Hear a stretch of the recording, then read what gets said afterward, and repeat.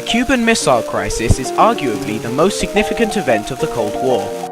It seemed that it was the closest the superpowers had ever come to an all-out nuclear war. Cuba, run by the revolutionary Fidel Castro, was only a cigar's throw away from America. After Castro and his rebels took over Cuba on New Year's Day 1959, Castro nationalized Cuba's oil and land. This angered America because they had owned much of Cuba's resources, so they decided to instigate a trade ban.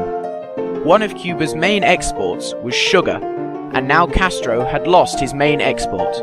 But no fear, Khrushchev announced that he would trade with Cuba as long as Castro became communist.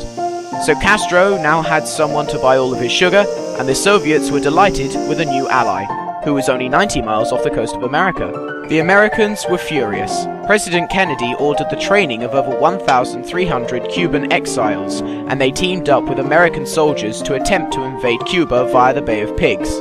The only problem was, they sucked. It was a disaster, and everyone was either shot or captured.